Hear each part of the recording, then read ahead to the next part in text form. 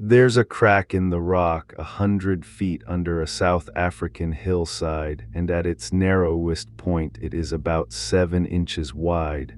7 inches, that's the width of a paperback book. It runs almost straight down for 40 feet, and at the bottom of it there is a room. In that room, lying in soft brown sediment, are more than 1,500 pieces of bone. They belong to at least 15 individuals. Old ones, young ones, infants, they are not human, not our species. They belong to something with a brain about a third the size of yours, and they are somewhere between 236,000 and 335,000 years old. Here is the problem, and it is a physical problem before it is anything else. Almost no adult can fit through that crack. The team that excavated this chamber had to be recruited by advertisement, screened for body size, and lowered in one at a time. Bodies don't wash in. The water doesn't go that way. Nothing fell in from above because the passage bends. There's no evidence a predator dragged them there, and almost no other animal is down there at all. So something put 15 bodies at the bottom of a hole that most living people cannot enter, and the fight over what that something was has become one of the ugliest arguments in modern science. Start above ground because the geometry is the whole story. The Rising Star Cave System sits in the cradle of humankind, northwest of Johannesburg, in a belt of ancient dolomite riddled with holes. It's a well-known system. Cavers have been going into it for decades. The entrance is nothing much, a gap in the rock you could walk past. And for most of the 20th century, everyone who went in walked past the important part too. The chamber we care about sits about 100 feet below the surface and roughly 260 feet from the nearest entrance, measured through the rock. Getting to it is not a hike. It's a sequence of specific physical obstacles, and each one filters out a category of person. First, there's a descent through broken passage. Then comes a section the cavers call Superman's Crawl. It's about 23 feet long, and the ceiling drops to under 10 inches. You cannot crawl through it on hands and knees. You go through flat on your side or your belly, with one arm stretched out ahead of you like the comic book pose that gives it its name, because with both arms down your shoulders are too wide. Then the ceiling lifts and you climb.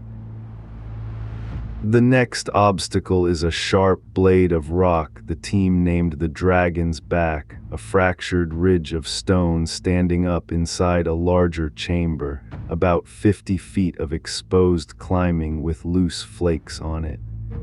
You go up it in the dark in a space where a fall matters, and at the top of that ridge in the roof of the chamber there is a crack. That crack is the chute. It's a vertical fissure about 40 feet deep, averaging around 8 inches across and squeezing to about 7 inches at its tightest. Not 7 inches for a moment. You have to move through the constriction while wedged, feet first, arms above your head, because there is no room to bring your arms down past your ribs. The rock is not smooth. It's dolomite and it has teeth. Everyone who does this comes out scraped. And the fissure does not go straight down. It has a horizontal component of several feet partway along. That detail sounds like trivia.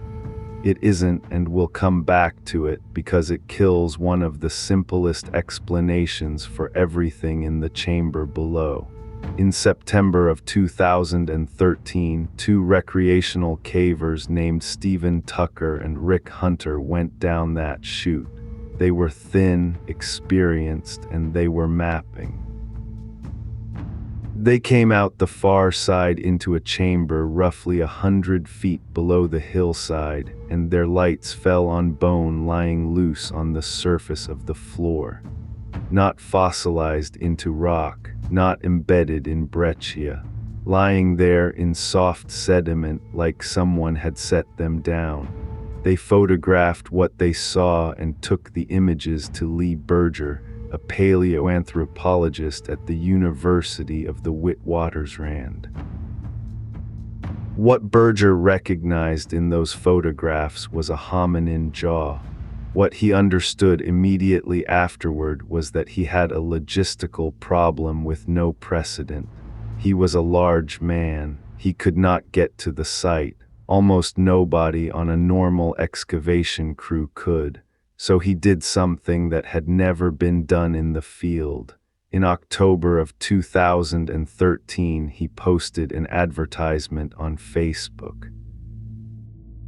He needed people with excavation experience and caving experience who were skinny and small and preferably had climbing skills, available immediately for very little money. Around 60 people applied within days. 6 were chosen. All 6 were women, not by design but by the filter of the chute: Marina Elliott, Becca Paiksato, Hannah Morris, Alia Gurtov, Kay Lindsay Hunter, and Elen Fuirigel. Berger called them underground astronauts, and the name stuck, and it is more accurate than it sounds. They worked in a place where rescue would be extremely difficult, and communication ran through a relay of people posted along the route. Over 2 field seasons, in November of 2013 and March of 2014, they brought out more than 1,550 hominin specimens. It is the richest single-species hominin assemblage ever recovered in Africa.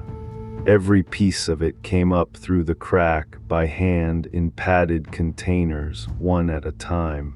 And Berger himself did not stand in that chamber until July of 2022. He lost about 55 pounds to fit down the chute, and he tore his rotator cuff climbing back out. The species they named in 2015 is called Homo naledi. Naledi means star in Sesotho, after the cave, and it is a genuinely strange animal, not a missing link, not a halfway house, but a mosaic that doesn't sit anywhere comfortable. The brain is small. Endocranial volume runs from about 465 cubic centimeters to about 610. A modern human brain is somewhere around 1,300. Naledi's is in the range of an Australopith, the small-brained hominins from 2 and 3 million years ago. The body is small too, around 4 feet 9 on average, around 90 pounds, but the details underneath don't match the brain. The hand is largely modern in the wrist and palm, built for strong, precise grip, but the fingers are long and strongly curved, the way they are in animals that climb and hang. The shoulders are set for climbing. The pelvis flares out to the sides like an Australopith's, and then the feet are almost indistinguishable from ours. Naledi walked well over distance on human feet, and then went up trees or up rock with hands that hadn't given up climbing, with a brain the size of an orange. Now the assemblage itself. More than 1,550 specimens, at least 15 individuals, and that number is a minimum count based on duplicated bones. The real number is higher. Every age class is present. Infants, children, adolescents, prime adults, and old individuals with worn-down teeth. Almost every bone in the skeleton is represented multiple times over, and here is where it gets difficult because of what is not there. The chamber is nearly sterile of other large animals.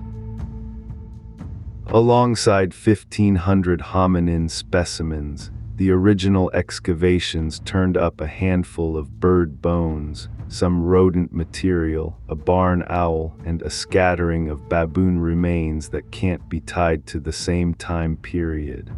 That is not what a natural bone trap looks like. Natural traps in this landscape are stuffed with antelope and carnivores and everything else that falls in a hole. The bones themselves carry no marks of the usual killers. There are no carnivore tooth punctures or gnawing. There are no cut marks from stone tools, and no stone tools have been found in the chamber at all. Leopards and hyenas do accumulate bones in South African caves. That's a well-documented process, and it leaves obvious signatures. Those signatures aren't here. There are also no spiral fractures, the green bone breaks you get when a living or freshly dead body takes a hard impact. That matters if you want to argue these individuals fell down a shaft to their deaths.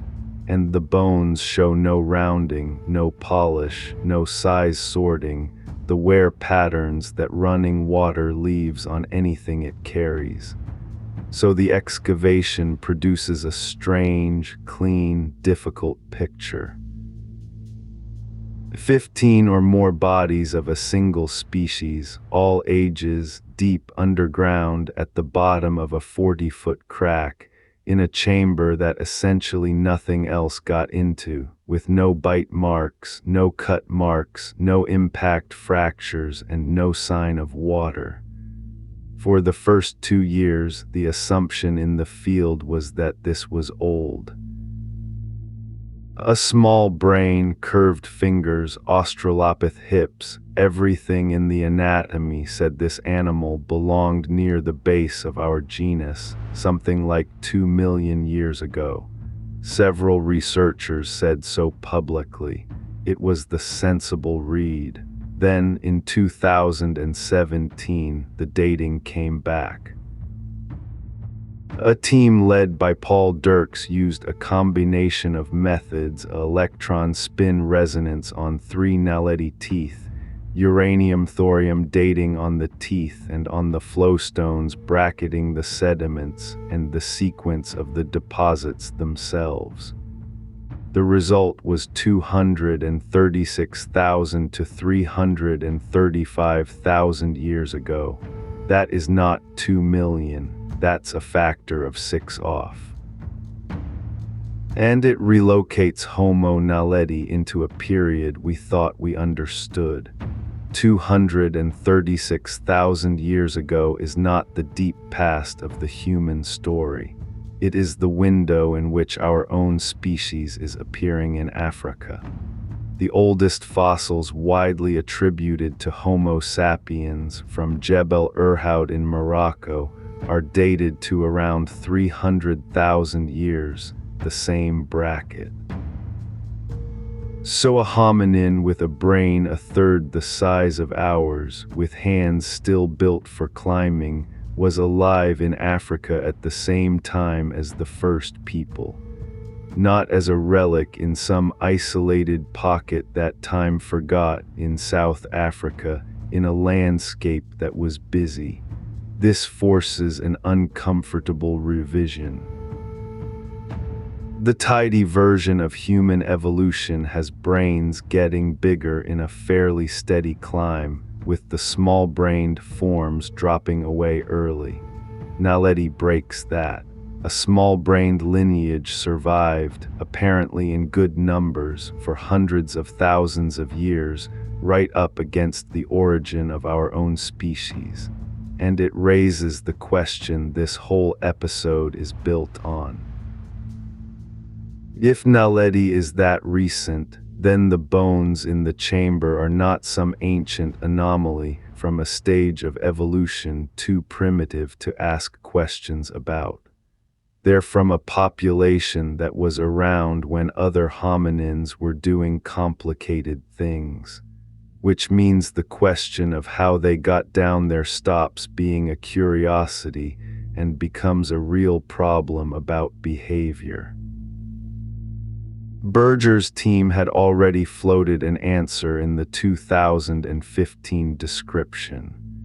Their reading of the geology and taphonomy, the way the bones were deposited and what happened to them after, was that the evidence was most consistent with deliberate disposal of bodies in a single location by a hominin other than us.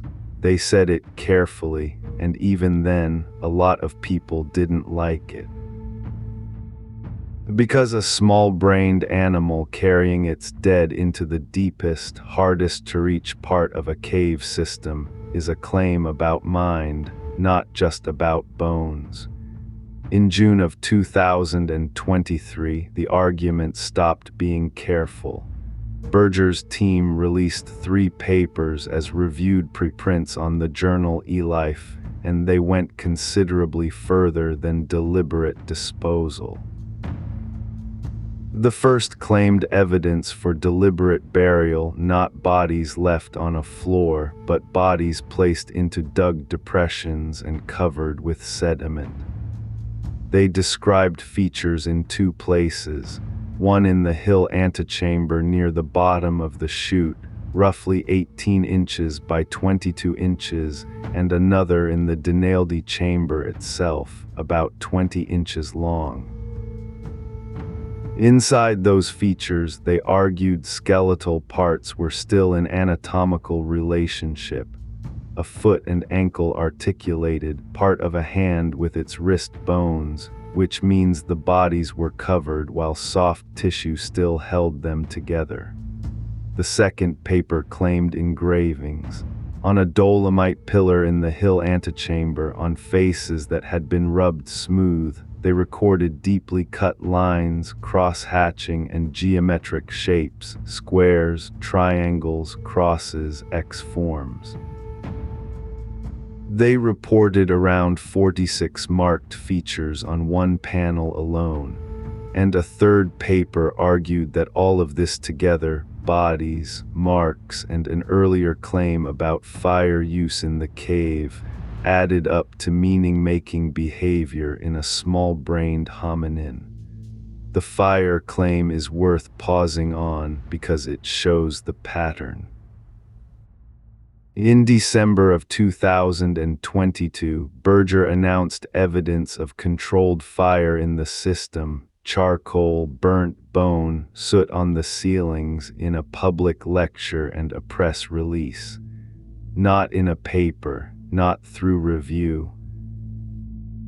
Critics later pointed out that radiocarbon dates previously obtained on hearth material in the system came back far too young, separated from Naledi by hundreds of thousands of years, and that charcoal is common in South African caves anyway, because the landscape above them burns. Then the reviews came in and they were brutal. eLife's model publishes the referee reports alongside the preprint in public, and that is what happened here. One reviewer wrote that the claims in both associated papers are inadequate, incomplete, and largely assumption-based rather than evidence-based. Another pointed out that the scratches on the pillar were undated and could as easily have been made by a farmer 50 years ago as by Naledi 300,000 years ago.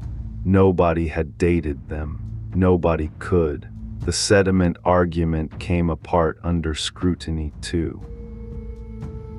The case for a dug grave rested partly on showing that the fill inside the feature was chemically different from the sediment around it, evidence of a hole that got filled in. A reviewer noted the mineral composition inside and outside wasn't actually different, and that a clear stratigraphic break had not been demonstrated. In November of 2023, a group of researchers, Maria Martinon Torres, Diego Garrett, Andy Harries, and Michael Petraglia, published a formal rebuttal in the Journal of Human Evolution, under a title that left no room for interpretation. No scientific evidence that Homo naledi buried their dead and produced rock art. Their central objections were about standards. Not one feature showed compelling evidence of a deliberately excavated pit. The bodies weren't anatomically laid out the way deliberate burials are. None of the features had been fully excavated, so you couldn't assess the original position of the remains. And the engravings needed to be shown to be human-made and shown to be old, and neither had been done. In July of 2024 came the hardest hit. Kimberly Folk at George Mason University, with colleagues in France and South Africa, reanalyzed the geochemical data from the supposed burial fill and published the result in paleoanthropology. She found the sediment differences that anchored the burial argument were not present in the data. Her paper described problems running from research design through the misapplication of basic statistics. Her position was blunt. The conclusion didn't follow from the numbers. There's also the way the claims traveled. The burial and engraving papers were announced with a press campaign, a book, and a Netflix documentary, while the referee reports saying the evidence was inadequate sat published on the same website. That sequence is the part of this story that most annoyed working scientists, not that Berger proposed something extraordinary, but that the proposal reached tens of millions of people in finished form while it was still being taken apart in review. The papers eventually reached versions of record in 2025, and the outcome was mixed. The burial paper, published in September of that year, was rated landmark in significance, and its evidence was rated between convincing and incomplete because the two remaining reviewers split. One found the revised evidence persuasive. The other did not, citing the unresolved question of how Naledi got into the chamber in the first place. The engravings paper, published in July of 2025, was rated important in significance and incomplete in evidence, the authors themselves conceding that the marks age their maker, and even whether they're artificial are not established. And one more thing. When the revised burial paper appeared, the team publicly described the reviews as unanimous support.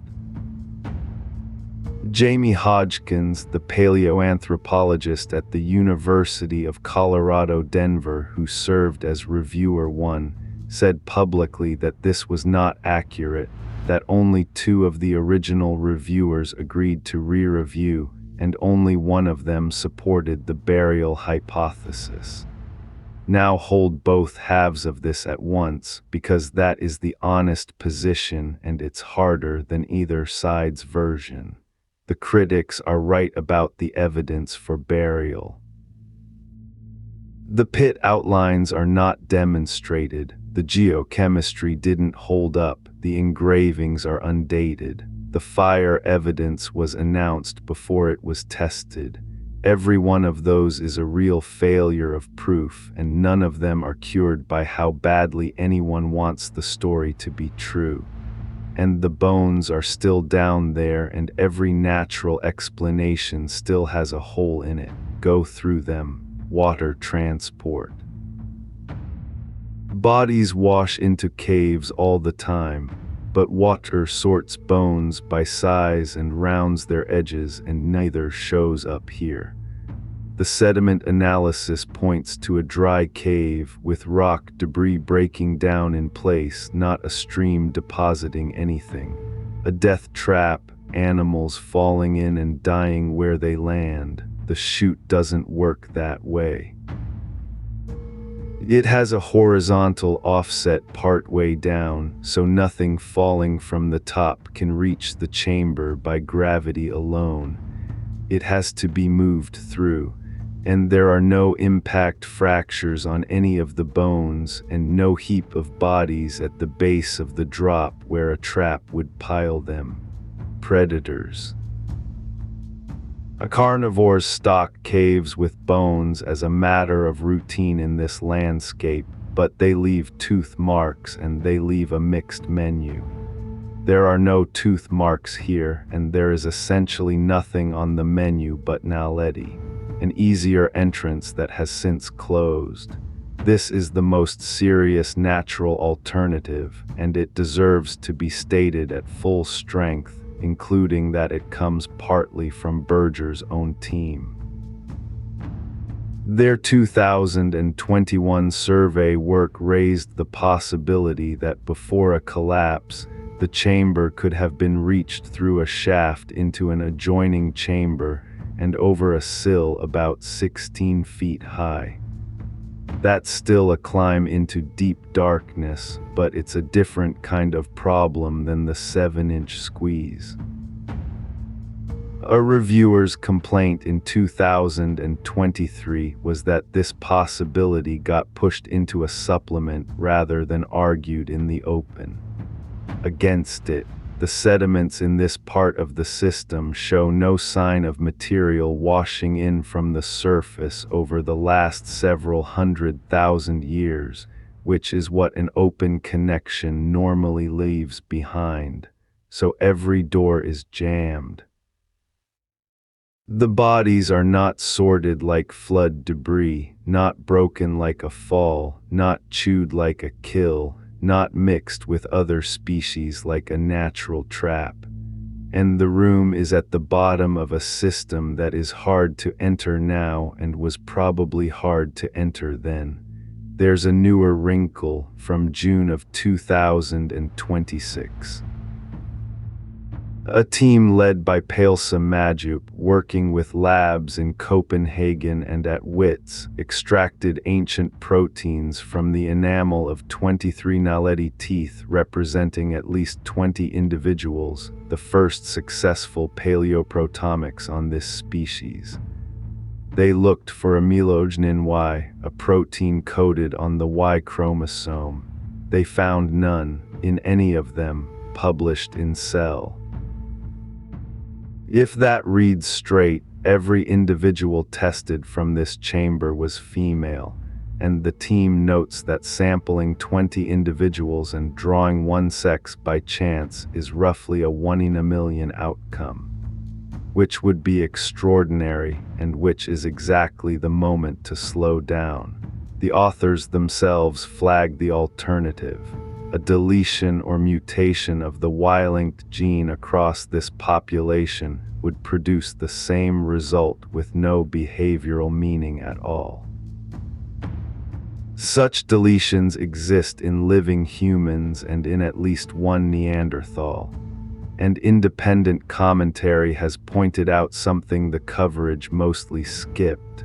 The sample shows almost no protein variation between individuals, which is a startling claim about how small and closed this population was, and arguably the more important finding. So where does that leave the chamber? It leaves it as an unsolved problem that will not go away, held by two things that are both true and pull against each other. 1. The specific claims, dug graves, symbolic engravings, controlled fire, a sex-segregated cemetery are not established. Some have been actively taken apart. The strong version of the story failed peer review in public repeatedly, and no amount of documentary footage changes that. Two 1,550 pieces of at least 15 bodies are lying at the bottom of a 40-foot crack, and nature keeps failing to explain how. Every natural process that stacks bones in caves leaves a signature, and none of those signatures are in this room. The most defensible sentence anyone can currently say is narrow, and it is enough. Bodies of Homo naledi got into the deepest, least accessible part of the rising star system repeatedly over some span of time, and the most likely agent was other Homo naledi. Not necessarily a funeral, not necessarily a ritual, not necessarily a grave, possibly nothing more than carrying the dead away from the living, the plainest version of caring for a body there is. That would still be remarkable because of what the carrying costs. There is no natural light down there. There is no light of any kind. To move a body through that route, you would have to go through the crawl, up the ridge, and down a 40-foot fissure in absolute dark, with a weight that cannot help you, and then come back out. Whatever the reason was, it was strong enough to make a small-brained animal do that more than once. And the last thing worth saying is about the chamber's silence. The people who work in that room describe it as one of the stillest places they've ever been. The bones sit in soft brown dirt exactly where they came to rest. Nothing has disturbed them for 250,000 years because nothing else could get in. Whatever brought them there had to be deliberate because the geometry